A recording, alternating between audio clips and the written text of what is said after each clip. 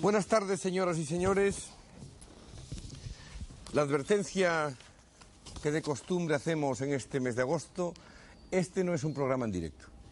Hacemos la advertencia, como ustedes saben, porque lo habitual de la clave es que sí lo sea, que sea en directo y solo cuando se reduce al mínimo a las emergencias la producción en Prado del Rey, en este caso en Torre España, solo en esos casos, digo, es grabado. Por nosotros seguiríamos haciéndolo en directo también en este mes de agosto. Y hago la advertencia, aún teniendo en cuenta, también lo repito siempre, que ustedes, salvo los muy expertos en la materia, no sabrían que es grabado por la sencilla razón de que prácticamente se pasa tal cual ante ustedes, incluidos los errores o los titubeos que a partir de este momento tengamos esta tarde. Hay una riqueza que quizá es la más profunda y quizá es probablemente la más irrecuperable, que es sencillamente la humana, la de las personas. Y hay unas gentes que tienen que irse a menudo, y en este momento hay del orden de 3 millones de españoles por el mundo danzando, y que siempre son un poco exiliados, incluso los que están bien. A mí me ha tocado, por ejemplo, andar por el mundo bastante, y tuve la suerte de estar, eso que se dice, medianamente bien. Iba porque yo quería al extranjero, vivía en el extranjero porque yo quería y con un destino profesional de esos que se llaman por lo menos aceptable. Y sin embargo uno se siente siempre extranjero. Fíjense ustedes lo que puede ocurrir entonces, y muchos de ustedes lo saben porque están de vuelta en algún caso de esos. Fíjense ustedes lo que puede ocurrir, por ejemplo, con aquellos que tienen que irse por necesidad económica, por necesidad laboral, sin quererlo ellos. Y entonces, ¿qué no habrá sido de aquellos que tuvieron que irse, no ya ni siquiera por necesidad económica, sino por fuerza mayor, incluso física o política? Es el caso de aquellos que se exiliaron, que fueron no pocos, algunos de los cuales no volvieron jamás, y otros han tenido sus hijos allí o se fueron con sus hijos pequeños. Muchos han vuelto, muchos no han vuelto y muchos no volverán jamás. Para hablar de los hijos del exilio, contamos hoy, en primer lugar, con Ninel Heredia López, que en 1939, a los 5 años de edad, a través de Francia es llevada a la Unión Soviética, donde estudia y se licencia en letras. Es filóloga de ruso, casada con un checo, se fue a vivir a Praga, donde da clases de español y de ruso. Actualmente su trabajo fundamental es el de investigadora en problemas pedagógicos en el Instituto de Investigación Pedagógica de Praga. Desarrolla una gran actividad en la Asociación de Españolas Residentes en Checoslovaquia. Ninel estaba diciéndonos al empezar el programa que uno se siente extranjera en los dos sitios ya, en Checoslovaquia y en España. En todas partes del mundo. ¿Cuál es la situación? Pues si hablamos en Checoslovaquia, yo estoy bien situada. Es decir, trabajo en mi profesión y estoy bien considerada. Pero ¿Tiene familia aquí en España? Mis padres han vuelto y un hermano. Yo soy de 4 hijos, de 4 hermanos. 2 hermanas están viviendo en Moscú. Yo estoy en Praga y aquí están mis padres con mi hermano. ¿En Praga con hijos? Con hijos. Que son checos, naturalmente. ¿Hablan español? Sí, un poco, pero se interesan mucho por el español y, en fin, por los problemas de España. ¿Han venido alguna vez? Sí, estuvieron en el 80 aquí, de visita.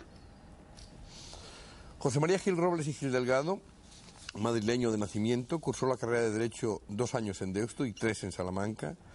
Ingresó por oposición en el cuerpo de letrado de las Cortes en marzo del 59 y en el mismo año se dio de alta en el Colegio de Madrid. Y sobre todo está hoy aquí, no ya por sus apellidos o por su trabajo, sino porque sencillamente desde los 10 meses a los 18 años estuvo en Estoril.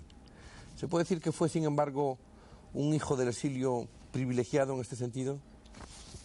Por lo menos un caso especial, diríamos que un hijo de exiliados de derechas, lo cual no es muy normal en los últimos tiempos en España, ¿no?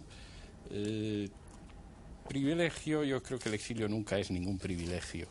Y realmente el exilio de mis padres en los primeros tiempos fue duro. Y el exilio, además, por muy bien que se pueda vivir materialmente, y no es que fuese nuestro caso, pues tampoco es nunca un privilegio. ¿Cómo era la vida de Estoril entonces, señor? Porque eso es curioso, ser efectivamente hijo de exiliado de derechas, vivir en Estoril, está a un paso de... Estaba don Juan de Borbón allí, por supuesto. Sí, era un exilio diferente probablemente, ¿no? Era un exilio diferente, era un exilio donde se veían muchos casos de exiliados porque Estoril era un punto de paso, aunque la gente tenga idea de un sitio de veraneo. en los años 39 a 44, Estoril era un sitio de refugiados de guerra, donde pasaban muchos que tenían que dar el salto hacia América, que tenían que encontrar un sitio, gente que llegaba realmente sin nada, de un campo de concentración, a veces escapados o pasando la frontera difícil, es decir, se podía vivir, aunque fuese a nivel de niño, problemas de familias que llegaban en situaciones realmente difíciles. No era el caso de los españoles que estábamos allí en esa situación, pero sí veíamos mucho. Y por otro lado era un ambiente muy internacional y un ambiente donde se vivía la guerra distinto que España, porque allí había gente de los dos bandos y Portugal en el fondo era anglófilo, es decir, estaba por lo menos espiritualmente en la causa de los aliados. Hubo los niños que se fueron y hubo los que ya nacieron allá. Por ejemplo, Ludivina García Arias, que es secretaria primera de la Mesa de Comisión de Asuntos Exteriores, que es parlamentaria por Asturias del Grupo Socialista, hija, por lo tanto, de padres asturianos. Ella ya nació en México, es mexicana, por lo tanto, de nacimiento. Licenciada en Historia por la Universidad de México y de Historia de América por la Universidad de Madrid.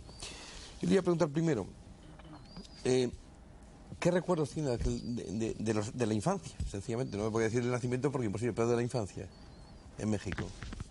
Bueno, recuerdos todos de México y también del grupo de exiliados políticos españoles en México y también de la otra emigración, la que se llamaba emigración económica. La emigración en México creó muchas instituciones, colegios, y yo me acuerdo de haber vivido realmente en los colegios con los profesores españoles refugiados, con otros hijos de exilados, y después también conviviendo en México, siendo mexicana, al realizar ahí los estudios. ¿Pero había conciencia en los niños ya de esa situación de exilio político desde el principio? Sí, claro, o sea, había la sensación en las familias de que aquello se terminaría pronto, de que se volvería a España en algún momento. Además, en los propios colegios, pues se cultivaba mucho la historia, la vivencia propia del exilio, el cariño hacia España, también el cariño hacia México, evidentemente. Entonces se vivía en el exilio, nos educamos en el exilio, en las vivencias del exilio, pero al mismo tiempo en la sociedad mexicana. ¿Qué años tenía cuando viniste a España? 26 años. ¿Y fue un choque grande? No, bueno, realmente yo siempre, como los demás, me crié con una sensación de no saber si era mexicana, si era española. Al final me he dado cuenta que se pueden ser las dos cosas tranquilamente. Y yo vine a España al terminar mis estudios universitarios para tomar una decisión, para ver si efectivamente me sentía española o me sentía mexicana. Y bueno, pues me encontré en España como española. Se me ocurren más preguntas, pero vamos a dejarlas para el debate. Justina Azcárate, madrileño también. Oye, hay mucho madrileño aquí. No es tan frecuente que haya madrileños de verdad. En realidad de León. En realidad de León, ¿pero nacido en Madrid o no? Dos nacidos. Yo sí, pero 200 años atrás y toda la familia. Todo leonés. Eso sí lo sabía, la vinculación a León sí lo sabía, además está aquí en el currículum. Bueno, pues leonés entonces, o madrileño leonés. Lo que quieras. Fue diputado en 1931 en la primera legislatura republicana. En la República también fue subsecretario de Justicia y luego subsecretario de Gobernación. Participó en el gobierno de coalición que se intentó formar para evitar la guerra civil. Después, muchos años después, exactamente después de 39 años de exilio en Venezuela, ha sido senador por designación real, senador por elección en la provincia de León y presidente de la Comisión Española de Ayuda al Refugiado, organización de la que es en la actualidad vicepresidente primero. Precisamente, Justina Azcárate había estado en una clave en julio del 80 dedicada al tema refugiados. Justina Azcárate ha hecho política antes, después y en medio. ¿En Venezuela también o no? ¿O en el exilio qué hacía? En Venezuela nada. Nada. Nada. Y es curioso porque era un fenómeno que la mayor parte de los exiliados eran exiliados de carácter político. Yo no sé si es que son míos tan escaldados, ¿verdad?, de la política, que era rarísimo. Yo he encontrado en Venezuela, en Colombia, en México mismo, rarísimo el emigrado que volvía al cabo de los años y de sentirse ya incorporado al país, que volvía a la acción política. Muy raro. Muy raro. Venezuela está apartado totalmente de la política. Completamente.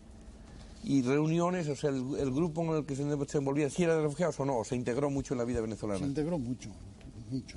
Hombre, estaba más integrado y algunos de ellos se dio con tendencias más diferenciales entre sí, que mantenían también los grupos independientes. pero con una acción muy, muy pasiva, como se dice, ¿no?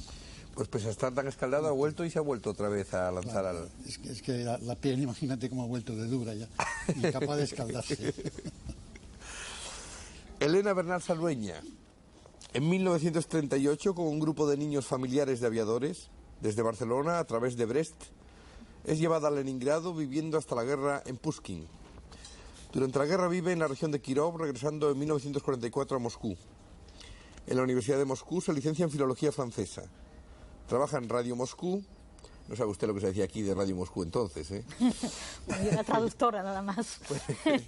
Trabaja en Radio Moscú como traductora de programas para España y América. América Latina. Desde 1973 es responsable del Centro Español y 73. 73, sí. Es responsable del Centro Español y secretaria de la Organización del Partido Comunista Español en Moscú. Jubilada, regresa en 1982 a Zaragoza, donde está cuidando a su madre. ¿Y qué tal se siente uno de jubilado en Zaragoza después de tantos años? Pues ¿A qué edad fue esa en el 38 que? yo tenía 13 años cuando 13 eso años. y he regresado ya O sea, a los con 13 cerca años de ya se es 60. muy consciente de todo Sí, lo que yo pasa. recordaba muchas cosas de España y he añorado muchísimo a España y he tenido siempre mucha ilusión de volver y estoy contenta de haber vuelto. Pese a que también quiero mucho la Unión Soviética, donde he pasado toda mi vida consciente y guardo muy gratos recuerdos de allí. Tengo muchas amistades, en fin, tengo Ha pasado la buenos mayor parte de su recuerdos. vida y no añora eso, aunque sea la vida cotidiana o no, o se ha podido Añoro también? muchas cosas, desde luego. Añoro de ahí muchas cosas, pero en definitiva mi ilusión era volver y estoy contenta de haber vuelto. Sí. Aunque las condiciones del retorno no son No son buenas, ¿verdad? buenas, no son lo que hubiera deseado, pero en fin, no lamento haberme venido. Francamente, me atraía muchísimo a España, he sentido siempre mucha añoranza por España y mi madre aún más, porque lógicamente era mayor.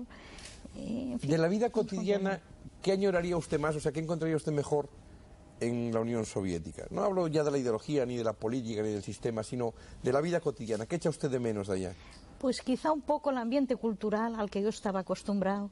Yo era muy aficionada al teatro y en Moscú pues tenía amplias posibilidades. En Moscú hay muy buenos teatros, muy buena ópera, muy buen ballet, muchas bibliotecas espléndidas. Eso un poco lo echo de menos, desde luego.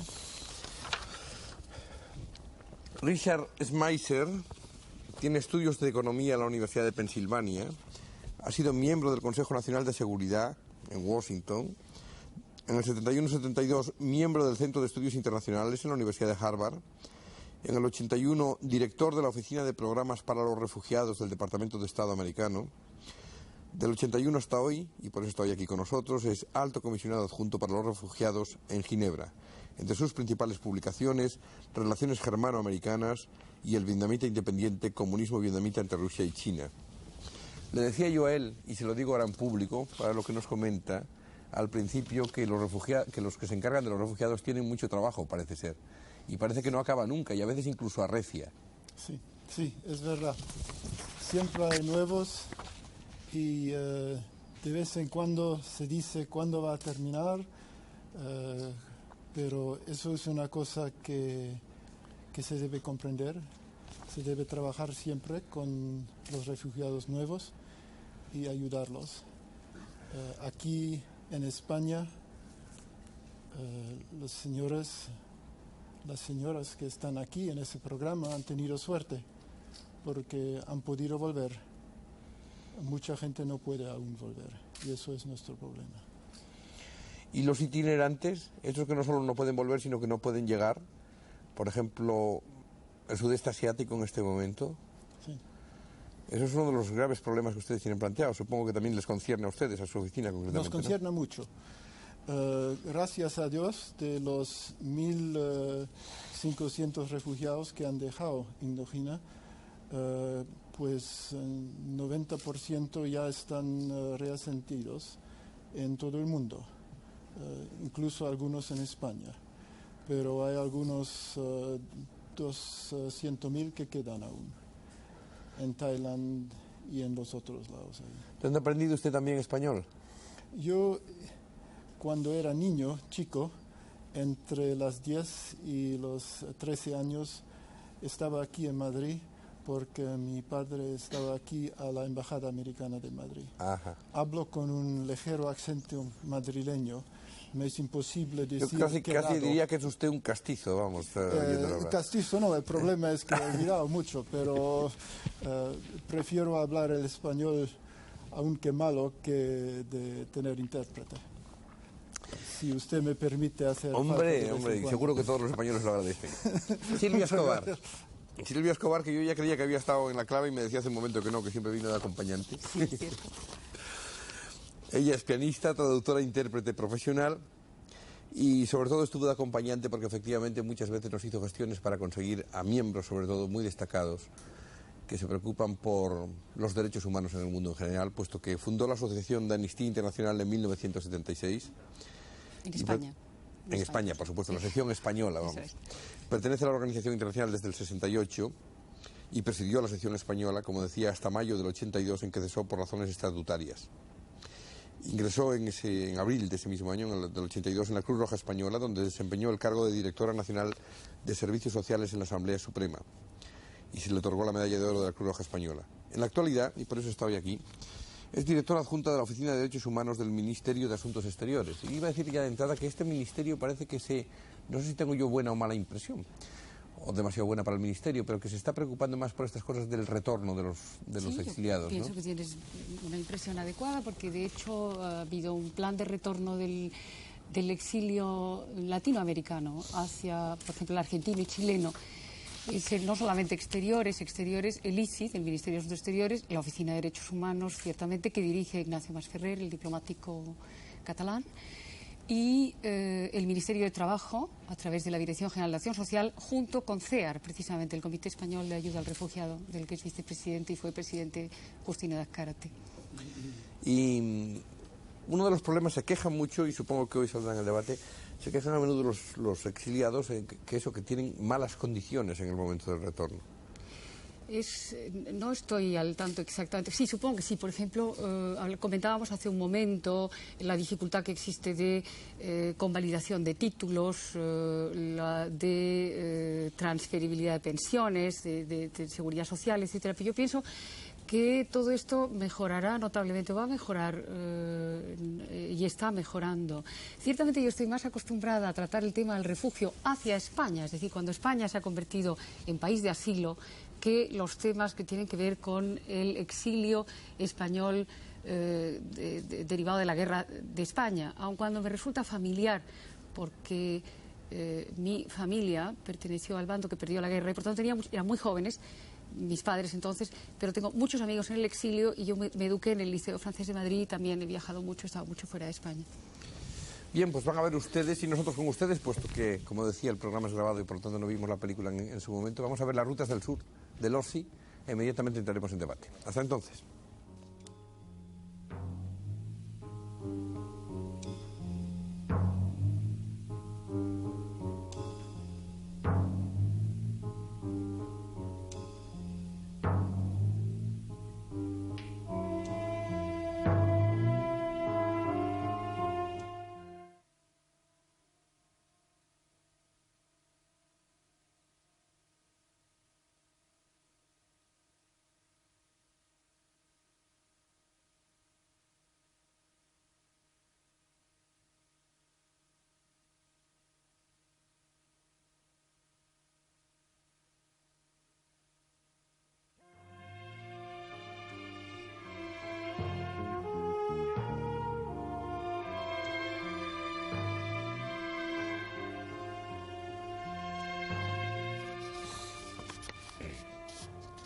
Bien, pues ya podemos hablar indistintamente. Yo no sé si hay que esperar preguntas o alguien quiere afrontar la cuestión. Por ejemplo, yo empezaría casi por el principio. Y es, ¿qué pasa, qué siente un niño exiliado cuando entra en el exilio, ¿no? O, bueno, en el caso de Ludivina, por ejemplo, que nació allí, si se sienten muy marginados, muy separados de la sociedad en que viven. Los otros niños, los niños tienen fama de ser malos con los niños, ¿no? Si se sentían muy preteridos por los otros niños del país de acogida. Sí. ¿Quién quiere entrar en esto? Bueno, yo podría decir algo sobre eso. Saben que pueden ustedes intervenir, que no hace falta esperar preguntas. Ante todo, quisiera un poquito corregir la primera impresión. Soy residente en Checoslovaquia, pero ya emigré a la Unión Soviética. Y allí me eduqué prácticamente en las casas de niños, para niños españoles, que en la Unión Soviética habían varios. Y quiero decir que, bueno, en las casas de niños nosotros conservamos todo lo español, el sentimiento, las costumbres, todo, porque éramos todos españoles. Y eso nos lo facilitaban, el pueblo soviético nos lo facilitaba prácticamente. Es decir que los primeros momentos, cuando estábamos seguros de que, en fin, la vuelta era inminente, rápida, ¿no? Que Ustedes al principio estaban convencidos de que volvían. Estábamos convencidísimos, tan convencidos... Que no deshacían la maleta, ¿verdad? No, estábamos sobre maletas prácticamente, ¿no? Estábamos tan convencidísimos que, por ejemplo, mi madre ni se llevó ningún documento de nacimiento de mi hermana y mío. Y, en fin, las escuelas y todo eso iba en español, nosotros allá jugábamos, cantábamos canciones españolas y, en fin, todo en español, claro. No, yo pienso que esto ocurrió, este sentimiento de que todo el mundo iba a retornar, en aquel momento duró hasta el 55, hasta el momento del reconocimiento de España, del ingreso de España a las Naciones Unidas. La primera etapa fue hasta el 45, evidentemente. Y estaba pensando que tal vez echaba un poco de menos a alguien que haya pasado por Francia, porque si veo aquí, solamente hay personas que han estado en el este y en Latinoamérica. Y Francia fue un contingente importantísimo. Eso solamente de paso. De paso. Bueno, claro que Francia fue un puente para todo. Sí, fue un puente. Yo también pasé por Francia, pero... Parece ser que en Francia, y voy a decirlo así crudamente, no se portaron muy bien en general con los exiliados españoles. ¿Qué saben ustedes de eso? El primer choque al terminar la guerra fue lamentable, ¿no? de falta de comprensión, de violencia. Eso se fue reajustando y el tiempo lo fue suavizando, en forma que la proporción de emigrados que se quedaron en Francia ha sido enorme, ¿no? Y que todavía sigue. Todavía a estas alturas hay emigrados de la Guerra Civil Española que viven, sostenidos con alguna organización, sobre la cual comentábamos ahora, que viven todavía en el sur de Francia en casas adecuadas, ancianos, sostenidos por fondos americanos, o ahora que estamos tratando que se sustituyan esos fondos americanos por fondos españoles. Me parece que ya es hora, en efecto, de que podamos nosotros sostener esos pocos centenares de residuos de la guerra civil. Ahora, la acogida inicial fue espantosa. Pero pienso, estuve en ella, perdón por interrumpir, Justino, te he interrumpido y lo siento. Estaba pensando que hay un libro muy interesante sobre precisamente el exilio en Francia, que es un libro que ha publicado un profesor de historia de la Universidad de Boston, se llama Louis Stein, Más allá del exilio y de la muerte. Y precisamente explica lo que tú dices, la hostilidad con que fueron recibidos en un primer momento, pero tal vez una de las razones, hostilidad que después se convirtió en afecto sincero, porque muchos de los exiliados en Francia se unieron a la resistencia, lucharon contra los nazis, se alistaron en el ejército regular francés, etcétera. Pero también ocurrió un fenómeno que creo que se produce ahora en otros países, y es que no estaba preparada la población para recibir esa enorme cantidad de refugiados al terminar la guerra. Entonces, por ejemplo, en Perpiñán había el doble de población española que francesa, de hecho. Y después, que duda cabe que era un momento crucial, la guerra de España fue un preludio de la guerra mundial, y había una división enorme entre la derecha y la izquierda en Francia, y los periódicos de derecha, la prensa, la opinión de derecha criticaba tremendamente al ejército, lo que denominaban los rojos, y la izquierda, sin embargo, apoyaba y tal.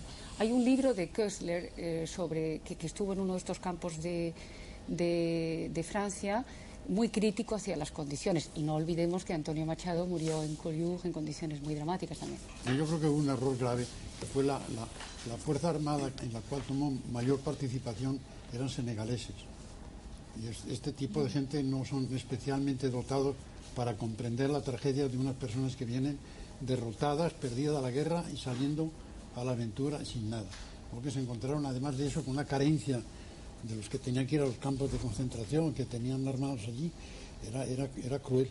Eso duró varios meses, ¿verdad? Se fueron cambiando después. Y hay otro elemento, bueno, simplemente recordar que unos 15.000 refugiados murieron en aquellos primeros meses en Francia por las condiciones, bueno, pues de la derrota, las condiciones físicas y sanitarias, además. Es decir, el paso por Francia en aquel momento constituyó un hecho traumático para muchos de los refugiados. Y después otro detalle es la rendición, la capitulación de Francia y las actividades políticas de la Gestapo y agentes también de la dictadura franquista. Se extraditaron algunas personas. Y bueno, pues quizás ese ahora el momento de recordar que la atención especial que tuvo también en ese momento, de forma totalmente desinteresada, del general Cárdenas, entonces presidente del gobierno mexicano, de negociar con las autoridades francesas un convenio por el cual reclamaba, bajo la protección de la bandera mexicana, y el presidente Azaña fue enterrado en torno a la bandera mexicana, de los refugiados en su conjunto y las funciones que realizó para proteger la vida de muchos de los exiliados que corrían peligro. Muchos fueron incluso enviados a los campos de concentración alemanes y ahí perecieron. Yo he oído a menudo que efectivamente los exiliados de México fueron de los que más suerte tuvieron porque fueron muy bien acogidos. Pero tampoco he dejado de oír que México hizo una acogida un poco selectiva de los exiliados. Y que tenía una marcada preferencia, evidentemente, por los intelectuales, cosa que en algún sentido también les honra, ¿no? Pero hay algo de eso, ¿no? Sí, el gobierno tuvo 3 criterios, el gobierno mexicano, y están también en los documentos de inmigración, de criterios de inmigración que estableció el gobierno. El primer criterio fue salvar las vidas que peligraban, especialmente en Francia, y era justamente el tema de los peligros de la extradición hacia España, y algunos casos se dieron, como el de el presidente de la Generalitat, que fue fusilado después en España, y de Zugazagoitia, de una serie de más. Entonces este fue un primer criterio. De ahí que muchos de los dirigentes políticos y sindicales efectivamente tuvieron prioridad. Otra de las prioridades fueron los intelectuales de prestigio. Fue una política inteligente del gobierno mexicano que fue recabar para sí, en un momento de desarrollo y de expansión de la sociedad mexicana, pues esa aportación que dio sus frutos importantes. Y después ellos lo que querían era población agrícola, trabajadores especializados, porque pensaban ello. Entonces se desechaba mucho pues el profesional de clases medias que podían entender que iba a entrar en competencia con los mexicanos. Esos fueron los criterios que se establecieron. Fue selectiva, pero yo creo que al final se consiguió que se obviaran una serie de papeleos y de temas para poder mirar. Otro tema es que realmente la intención del gobierno mexicano era recibir a todos los que pudiera. Había un problema económico respecto a que las autoridades españolas republicanas tenían que sufragar efectivamente los gastos de transporte, y eso limitó. Pero las intenciones iniciales del general Cárdenas era poder recoger el mayor número posible de refugiados. ¿Ustedes qué recuerdos tiene usted de la llegada a la Unión Soviética? Pues la llegada fue muy emocionante. Nos recibieron en Leningrado con flores, con música, y habíamos salido en España en plena guerra, asustados por los bombardeos. Era el año 38. Salimos de Cataluña, donde en esos momentos era muy castigada. Pues fue un recibimiento verdaderamente emotivo el que nos hicieron. Sí. Verdaderamente emotivo. Y claro, nosotros fuimos evacuados. No se podía hablar en ese momento de exilio como tal, porque los niños fueron evacuados a lo largo del año 36, 37 y parte del 38. Y la idea era realmente, como se nos dijo al partir, que era para un par de años mientras duraba la guerra de España, que la Unión Soviética, en un gesto muy generoso, humanitario, había brindado la posibilidad de refugiar a los niños para evitarles las calamidades de la guerra. Y creo que muchos padres, creyendo que efectivamente se trataba de poco tiempo, mandaron a los chicos. Había también bastantes huérfanos, sobre todo del País Vasco y de Asturias, que era el grueso de los niños. Y quiero redundar en lo que ha dicho Ninel, que realmente se nos acogió muy bien y se nos crearon amplias posibilidades para estudiar, para desarrollarnos. Y en todo momento verdaderamente se cultivó y se estimuló nuestro cariño a España. Se procuró que no olvidásemos a España, que conservásemos las características españolas en la medida de lo posible, claro. y que no olvidásemos nuestros orígenes, desde luego. ¿Que estaban reunidos en residencias todos los niños? ¿Reunidos en residencias? Vivíamos en casas de niños. De llegada crearon unas 16 casas de niños diseminadas en todo el país. Había pues 2 o 3 en Leningrado, en las cercanías de Leningrado, 2 en el propio Leningrado, 2 en sus cercanías, en Pushkin, una para párvulos y otra ya para mayorcitos. Luego había en casa en Moscú, había en Kharkov, en Gerson, en Eupatoria. En fin, en muchos lugares. Había unas 16 casas de niños y entonces eran patrocinadas por el Narkompros, que se llamaba, que era el Ministerio de Educación. Entonces se llama Comisariado de Educación. Entonces era Narkompros. Luego, al cabo de los años, al no poder retornar, al dificultarse, primero se bloqueó con el triunfo franquista el retorno, después sobrevino la guerra, que también bloqueó porque no había ninguna clase de relaciones con España, y era muy difícil. Incluso la correspondencia con la familia teníamos que tenerla a través de terceros países, y desde luego eso dificultaba mucho toda clase de contactos. O sea que al no poder retornar en aquellas condiciones, pues en el fondo se convirtió también en un exilio para los niños. Se convirtió en un exilio. Había mucha separación de las familias, realmente, bueno, separación física por supuesto, pero incluso de relación. O sea, ¿se han perdido relaciones familiares allí? Yo creo que sí, que incluso padres, incluso yo ahora cuando estaba en el centro, he tenido todavía cartas de algunos padres que buscaban a sus hijos. Unos que tenían una idea un poco rara, que no sabían si habían partido para México, para Bélgica o para Rusia, y reclamaban a chicos con los que no habían tenido contactos. Son los menos, pero ha habido casos de esos, ha habido casos. Yo era muy pequeñita entonces, así que eso es un problema de este año. No me acuerdo. Yo luego mi trabajo en el centro pues me ha permitido tener más relación con todos esos problemas, más contactos con la embajada, para resolver algunos problemas, en fin, conozco un poco más quizá el problema del retorno, el problema de la inmigración en general. Yo quisiera insistir un poco en lo de la inmigración hacia los países americanos. Desde luego yo creo que con el caso de México es un caso absolutamente singular, porque en todos los países había unas tendencias internas de orden político que ya estaban reflejándose por razones de orden político. Gente de derecha, gente de izquierda, gente favorable a los republicanos, gente al franquismo, y en muchos de los países con un predominio quizá en medios de propaganda, etcétera, en favor del franquismo. No, que no había un gobierno, el de Cárdenas sobre todo, en que no hay problema para él, está mandando, y manda como se mandan en los países americanos cuando hay un jefe de Estado, un presidente del gobierno, realmente realiza toda su política de apoyo a los españoles y lo hace de una manera muy inteligente, porque si él dice se abren las puertas para que se llene de gente que viene a competir en un nivel bajo, digamos, bajo en sentido cultural, no bajo de otra manera, que puede competir duramente con lo que me sobra a mí aquí, me voy a perder tal cantidad de fuerza y de influencia y no va a salir ninguna parte positiva. Y lo que hizo de una manera discreta de selección de la gente de valía, de la gente profesor, investigadores, ya estaba pensando él no solamente en lo que eso enriquecía a México, sino en lo que enriquecía al universo. Es decir, era el único ancla de salvación que podían encontrar aquellos hombres que llevaban 15, 20, 30 años metidos en sus laboratorios, con trabajo, enseñando, formando gente, perdido absolutamente toda la eficacia. Repito que no quiere decir que en el ambiente popular, incluso en México, había mucha tendencia también restrictiva y que condenaba a Cárdenas y criticaba la política de Cárdenas. En Venezuela no digamos. Había un general López Contreras, que era un hombre heredero del gomecismo, liberal de contenido, en que hace una política de acogida abierta y clara, sin esa selección que hizo Cárdenas, sino abierta, y la apertura la hizo en principio sobre todo en favor de los vascos. Todo el que tenía un apellido vasco, acreditaba que era del País Vasco, podía ser lo que fuera, entraba en Venezuela, y además el resultado que le dio en efecto la selección ha sido de tipo excelente. La proporción de la migración de ese primer tiempo de las familias vascas y el rendimiento que han dado en los campos de trabajo, desarrollo industrial, en escuelas técnicas y todo esto ha sido realmente formidable. Yo tengo un apellido vasco, pero no soy vasco, por eso lo El Robles y Smeisser no han intervenido todavía, no sé si...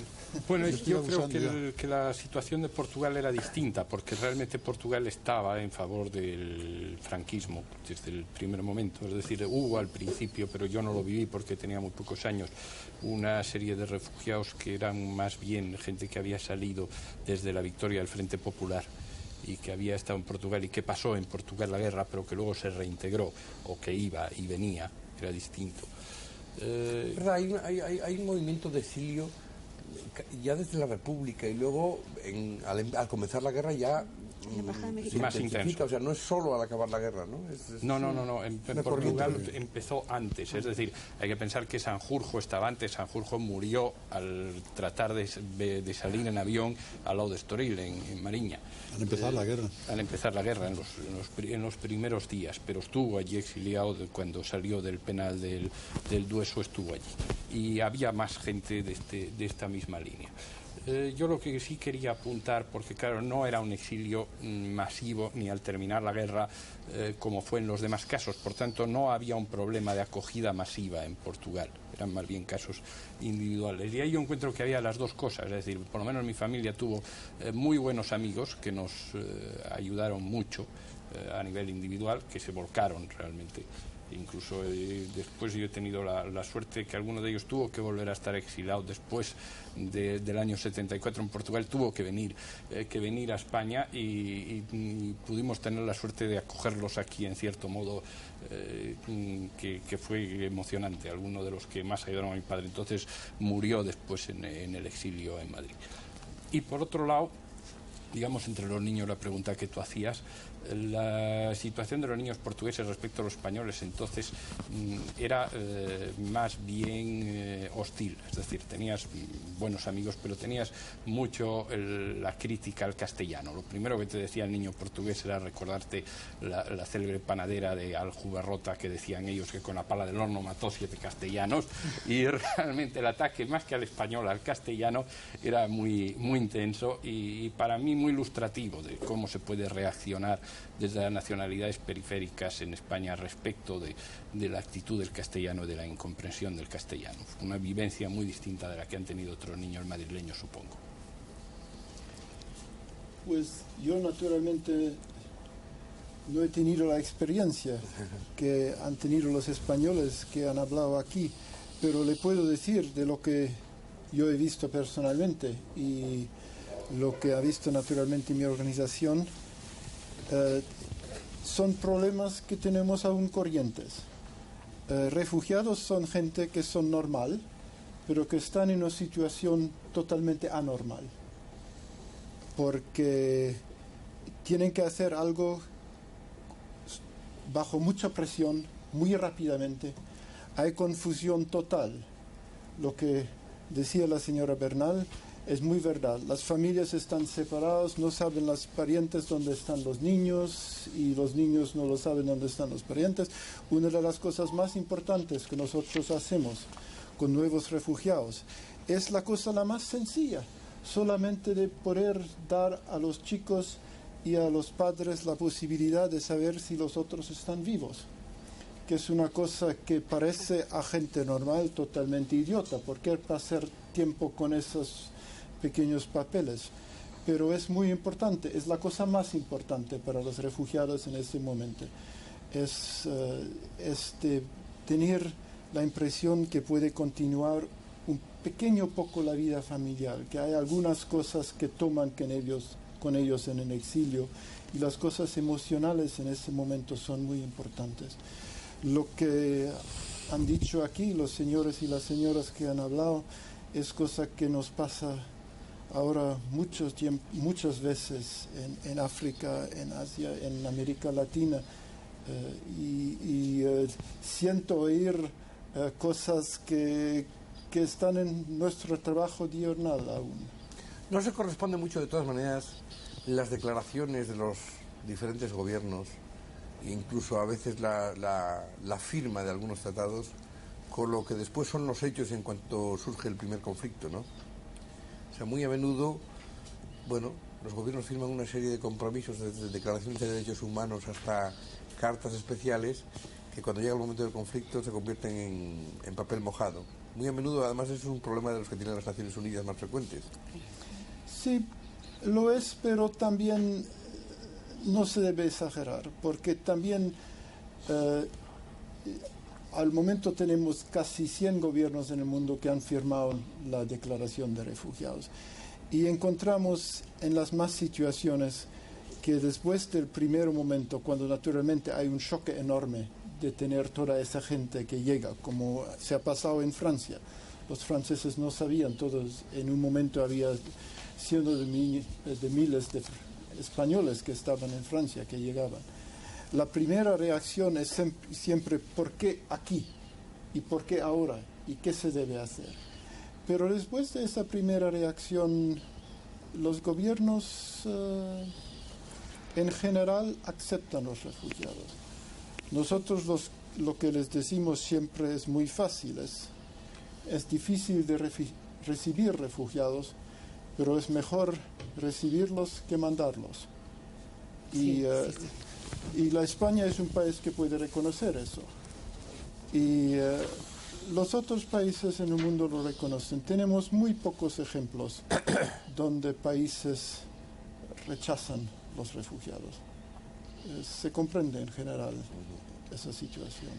Sobre los exiliados españoles iba a preguntarle, quizá a Justina Azcárate, pero en fin, a todos en general.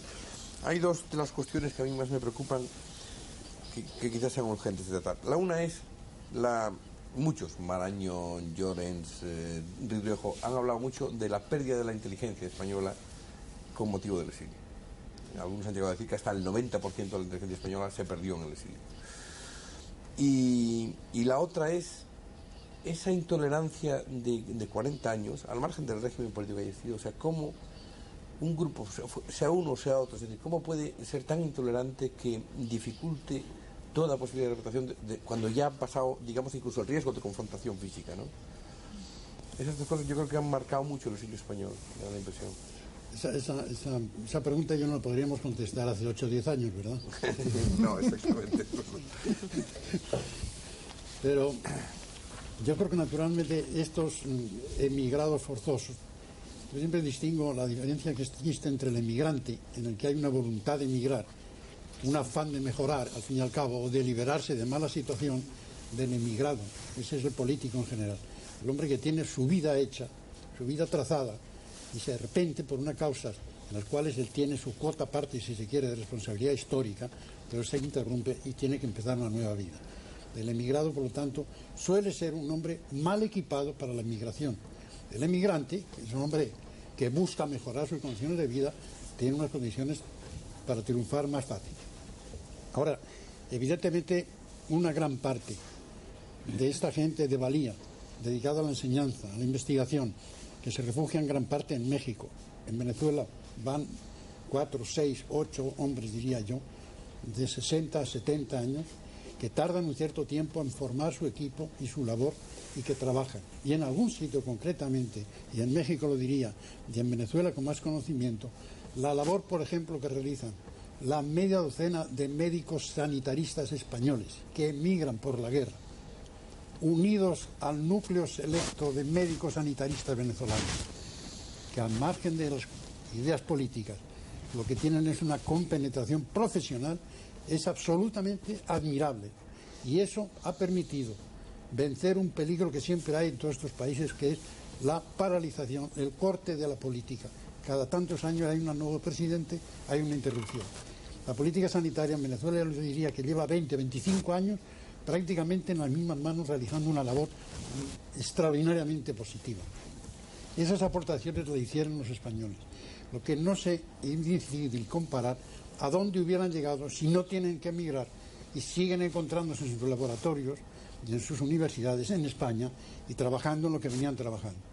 Quién sabe, yo lo pienso muchas veces, que desde un punto de vista social o humano, quizá el rendimiento que han dado ha sido suficientemente compensatorio de la insuficiencia científica o técnica que han perdido por este cambio de sitio.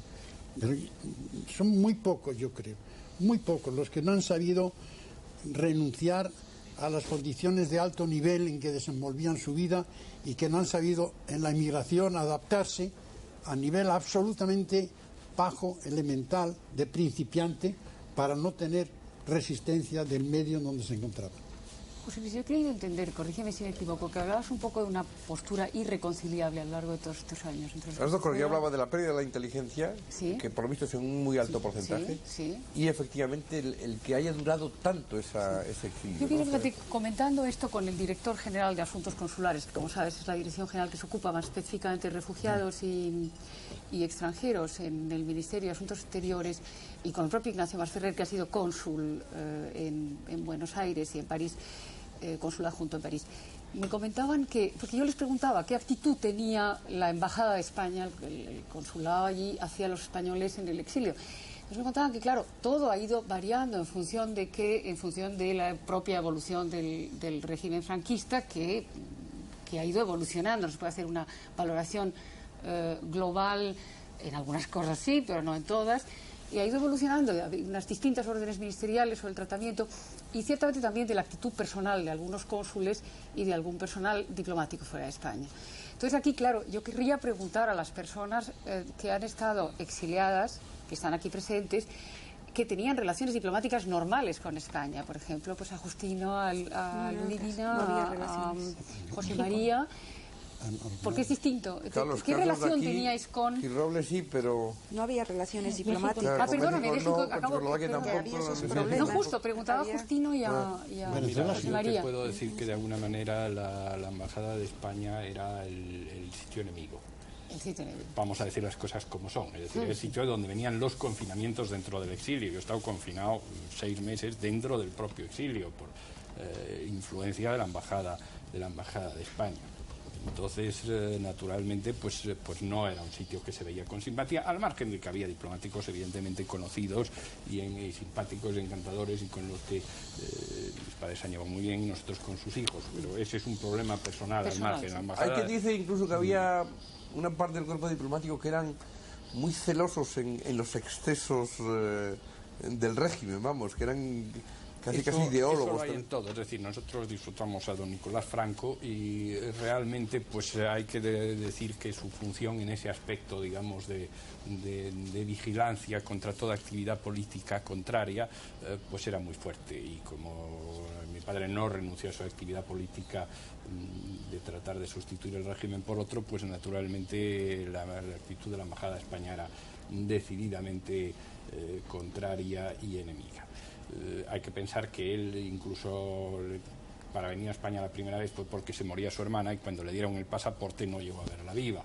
O sea, naturalmente se puede tener una actitud muy poco amistosa en ese terreno, y el resto de los exiliados que yo he conocido pues tampoco estaban en situación mejor para apreciar los esfuerzos que hacía España el régimen español por acogerlos, que es distinto a lo que era la situación del pueblo español, porque yo creo que por lo menos en Portugal pues venían otros españoles, había ocasión de hablar con otros españoles que naturalmente pensaban de otra manera distinta. A fin de cuentas, en España también ha habido un exilio interior muy importante, y los que hemos venido en un tiempo relativamente más lejano, los años 50 y tantos, pues lo del exilio interior no es una frase, sino que realmente se percibía y se notaba.